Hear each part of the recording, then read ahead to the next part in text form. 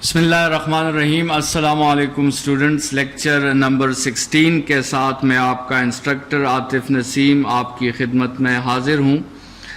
पिछले लेक्चर्स में हमारी बात हो रही थी इलेक्ट्रिक फ्लक्स पर, और आज के लेक्चर में हम कोशिश करेंगे कि इलेक्ट्रिक फ्लक्स के इस लॉन्ग क्वेश्चन को हम जो है वाइंड अप कर सके।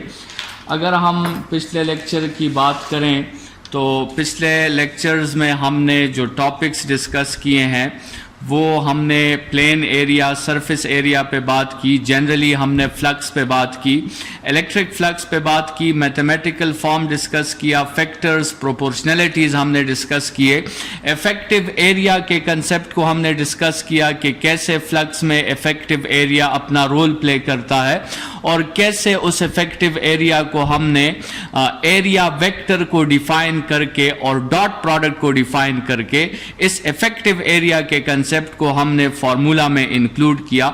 ये सारी बातें हमारी पिछले लेक्चर्स में, पिछले तकरीबन 3 लेक्चर्स में ये सारी बातें हमारी डिस्कस हो गई थी। आज के लेक्चर में हम प्रॉपर्टीज ऑफ फ्लक्स पर जो है बातें करके इस लॉन्ग क्वेश्चन को यहाँ पर वाइंड अप कर लेंगे। और नेक्स्ट लॉन्ग क्वेश्चन जो होगा जिस पे हमने बात की थी कि इंतहाई इंपॉर्टेंट लॉन्ग क्वेश्चन है और इसी नॉलेज को हम आगे बढ़ाएंगे और इलेक्ट्रिक फ्लक्स को हम क्लोज्ड सर्फेसेस पे अप्लाई करेंगे। अभी तक ये जितने सर्फेसेस हमने कंसिडर किए हैं, जितने एरिया वेक्टर्स हमने कंसिडर किए हैं, वो ओपन सर्फेसेस थी। तो इलेक्ट्रिक फ्लक्स को क्लोज सर्फेस पे अप्लाई करेंगे और उस क्लोज सर्फेस इलेक्ट्रिक फ्लक्स को फिर हम जनरलाइज करेंगे गॉसेस लॉ में, और फिर उसके डोमेन में जितने भी बातें हैं वो हम वहां पे डिस्कस करेंगे। तो स्टार्ट लेते हैं आज जो है वो प्रॉपर्टीज ऑफ इलेक्ट्रिक फ्लक्स से। तो स्टूडेंट्स, आपके साथ हमने डिस्कस करनी है प्रॉपर्टीज ऑफ इलेक्ट्रिक फ्लक्स। पहली बात तो आपके साथ स्टूडेंट्स ये याद रखें कि चूंकि आपके साथ इलेक्ट्रिक फ्लक्स जो है it is the dot product, it is the result of dot product. So all properties of scalar product या और dot product is applicable। ठीक है, जितनी भी आपके साथ प्रॉपर्टीज हैं डॉट प्रोडक्ट की और स्केलर प्रोडक्ट की, उसको आप यहाँ पर अप्लाई कर सकते हैं। जैसे स्टूडेंट्स, हमने कम्यूटेटिव प्रॉपर्टी की बात की थी कि चाहे आप E डॉट ए फाइंड करें या आप A डॉट E फाइंड करें, सबसे रिजल्ट आपका सेम आएगा, सिर्फ मेथड ऑफ फाइंडिंग वो आपके डिफरेंट होंगे। मतलब अगर आपने E डॉट ए फाइंड करना है, सो E will be your reference and you will take the component of area that is parallel to your reference, which is A cos theta। और अगर आप A dot E find करना चाहते हैं, so then A will be your reference and you will take the component of electric field intensity that is parallel to your area or that is parallel to your area vector। ठीक है, plane of the area की बात नहीं हो रही, यहाँ पर area as a vector की बात हो रही है, जब हम उसके साथ इस एक परपेंडिकुलर डायरेक्शन अटैच कर लेते हैं। सो ये बोथ डिफिनीशंस आप अप्लाई कर सकते हैं और दोनों से आपका रिजल्ट जो है वो आपके साथ सेम आएगा। So this means that electric flux जो है वो भी स्केलर प्रोडक्ट है और वो कम्यूटेटिव प्रॉपर्टी को आपके साथ ओबे करता है। दूसरी वही बात जो इलेक्ट्रिक स्केलर प्रोडक्ट की जनरल डिफिनीशन है कि स्केलर प्रोडक्ट जो है असल में A डॉट बी जो असल में है, it is a property of multiplying two parallel vectors। ठीक है, so if vectors are already parallel, if A is parallel to B, then there is no problem। आपके साथ लाइफ बड़ी इजी है, आप दोनों को मल्टीप्लाई कर लें तो उस वक्त आपके साथ A डॉट बी किसके इक्वल होगा, वो जनरली ए बी के इक्वल होगा। लेकिन if vectors are not parallel, A is not parallel to B, तो फिर स्टूडेंट्स लाइफ थोड़ी सी मुश्किल है। फिर आपने ए को कंप्लीट लेना है और बी का आपने वो कंपोनेंट लेना है जो ए को पैरेलल है, या फिर आपने बी को कंप्लीट लेना है और ए का वो कंपोनेंट लेना है जो बी को पैरेलल है। ठीक है, तो ये डिफिनीशन आपके साथ इलेक्ट्रिक फ्लक्स पर भी अप्लाई होती है क्योंकि वो भी एक डॉट प्रोडक्ट है। तो अगर आपके साथ इलेक्ट्रिक फील्ड इंटेंसिटी और सरफेस एरिया वो दोनों पैरेलल हैं तो इसका मतलब फिर तो E डॉट ए से आपके साथ क्या आ जाएगा, सिंपल EA आ जाएगा। लेकिन अगर वो पैरेलल नहीं है तो फिर स्टूडेंट्स E डॉट ए से फिर आपको क्या करना होगा, आपको E कंप्लीट लेना होगा लेकिन आपको साथ में A का कंपोनेंट जो है वो लेना होगा। ठीक है, so scalar product is the multiplication of two parallel vectors. It is the property of multiplying two parallel vectors. So if the vectors are already parallel, there is no problem, आप simply उनको multiply कर लें। But when the vectors are not parallel, तब जो है आपने थोड़ा सा सोचना है कि आपने एक वेक्टर कंप्लीट लेना है और दूसरे वेक्टर का आपने सिर्फ कंपोनेंट लेना है, और वो कंपोनेंट लेना है that is parallel to the reference vector और that is the projection on the reference vector. ठीक है, तो ये जो है स्केलर प्रोडक्ट की जितनी भी प्रॉपर्टीज हैं आप उसे डॉट प्रोडक्ट पर अप्लाई कर सकते हैं। आप यहां पर जो है मैक्सिमम स्केलर प्रोडक्ट डिफाइन कर सकते हैं, मैक्सिमम फ्लक्स आप डिफाइन कर सकते हैं, और स्टूडेंट्स मैक्सिमम फ्लक्स उसी वक्त होगा जब आपके साथ E और A जो है वो दोनों पैरेलल होंगे।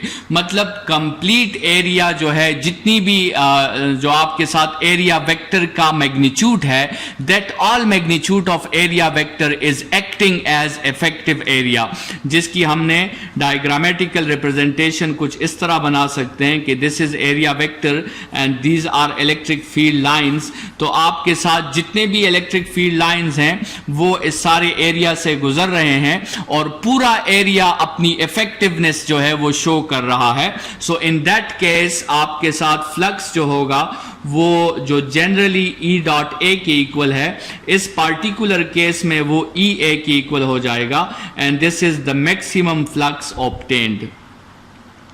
ठीक है, फिर स्टूडेंट्स आप जो है मिनिमम फ्लक्स के लिए जो है वो एक हेडिंग दे सकते हैं, प्रॉपर्टी मिनिमम फ्लक्स कब होगा, या फ्लक्स आपके साथ जीरो किस वक्त होगा। तो स्केलर प्रोडक्ट उस वक्त जीरो होता है जब एंगल आपके साथ 90 डिग्रीज होती है, और इसकी ग्रामेटिकल एक्सप्लेनेशन जो है, डायग्रामेटिकल एक्सप्लेनेशन वो हमने इस तरह दी थी कि ये आप देख सकते हैं अब कि इलेक्ट्रिक फील्ड इंटेंसिटी और सरफेस एरिया जो है, एरिया वेक्टर जो है वो एक दूसरे को परपेंडिकुलर है।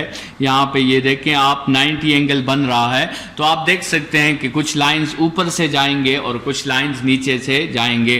तो एक भी लाइन जो है वो आपके एरिया से नहीं गुजरेगा, मतलब आपके टोटल एरिया वेक्टर का जो इफेक्टिव एरिया है दैट इज हेयर 0%। ठीक है, 0% एरिया जो है अपनी इफेक्टिवनेस को शो कर रहा है।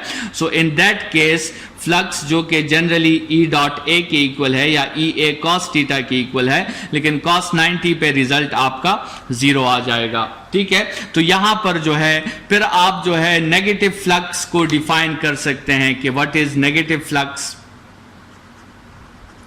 और वो भी वही स्केलर प्रोडक्ट से आपको आइडिया मिलेगा नेगेटिव फ्लक्स का कि जब आपके साथ एंगल जो है, एंगल इज 180 डिग्रीज, मतलब आपके साथ वो दो वेक्टर्स आपस में एंटी पैरेलल है, जिसकी डायग्रामेटिकल एक्सप्लेनेशन हमने इस तरह दी थी कि let's suppose this is electric field, area is placed perpendicular but now the direction जो है उसकी वो राइट की तरफ नहीं है, उसकी डायरेक्शन आपके साथ लेफ्ट की तरफ है। तो ये केस आपके साथ फिर 180 का केस है, और इसमें फिर आपके साथ फ्लक्स जो होगा जो जनरली E डॉट ए के इक्वल है, इस केस में वो फ्लक्स आपके साथ -EA के इक्वल हो जाएगा।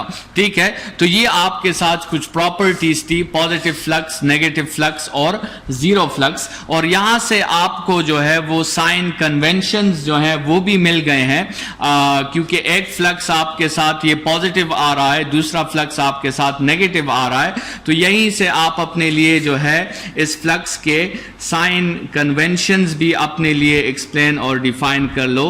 तो साइन कन्वेंशंस क्या होंगे कि अगर आपके साथ E जो है E और A पैरेलल होगा तो उस वक्त ये फ्लक्स आपके साथ पॉजिटिव होगा, मतलब जब थीटा आपके साथ 0 हो तो उस वक्त ये फ्लक्स पॉजिटिव होगा, लेकिन जब थीटा आपके साथ 180 हो तो फिर आपके साथ ये फ्लक्स क्या हो जाएगा, ये नेगेटिव हो जाएगा। तो ये आपके साइन कन्वेंशंस जो हैं वो भी यहाँ पे डिस्कस हो गए हैं, ठीक है। और यहाँ पे याद रखें कि हम एरिया का प्लेन जो है उसका एंगल डिस्कस नहीं कर रहे इलेक्ट्रिक फील्ड इंटेंसिटी के साथ, हम एरिया एज अ वेक्टर की डायरेक्शन को इलेक्ट्रिक फील्ड इंटेंसिटी के साथ डिस्कस कर रहे हैं। ये जो आपके साथ एंगल है theta, this is not the angle between plane of area and electric field intensity, this is the angle between area vector and electric field intensity. Students, इस कंसेप्ट को जो है यहां पे मैं थोड़ा सा दोबारा आपको समझा देता हूं। लेट्स सपोज ये आपके साथ एक प्लेन ऑफ एरिया है और ये इलेक्ट्रिक फील्ड इंटेंसिटी है आपके साथ। यहां पे आप देख सकते हैं कि electric field intensity is perpendicular to the plane of area. Plane of area को इलेक्ट्रिक फील्ड इंटेंसिटी यहां आप देख सकते हैं, ये 90 एंगल्स जो हैं ये यहां पे बन रहे हैं, ठीक है। लेकिन अगर आप एरिया वेक्टर यहां डिफाइन कर लें, इसके साथ आप एक परपेंडिकुलर डायरेक्शन कर लें, तो फिर आप कह सकते हैं कि this intensity is parallel to area vector या this intensity is parallel to an unit vector, ठीक है। तो इस बात को जरा गौर में रखें, ये आगे जो है इस तरह टॉपिक्स आएंगे जहां पर हम प्लेन ऑफ एरिया का एंगल डिस्कस करेंगे, लेकिन फ्लक्स में हम प्लेन ऑफ एरिया का एंगल डिस्कस नहीं कर रहे हैं, उसमें हम जो है एरिया वेक्टर का एंगल जो है वो डिस्कस कर रहे हैं इलेक्ट्रिक फील्ड इंटेंसिटी के साथ। स्टूडेंट्स, इस टॉपिक के साथ जो है ये लॉन्ग क्वेश्चन हमारा यहां पे खत्म हो जाता है। नेक्स्ट लॉन्ग क्वेश्चन जो होगा वो हमारा electric flux through closed surfaces, और उसको फिर हम जनरलाइज करके गॉसेस लॉ को डिफाइन करेंगे और गॉसेस लॉ के एजम्पशंस और उसके स्टेटमेंट्स जो हैं वो फिर हम वहां पे डिस्कस करेंगे। इस लेक्चर के लिए इतना ही। Thank you students.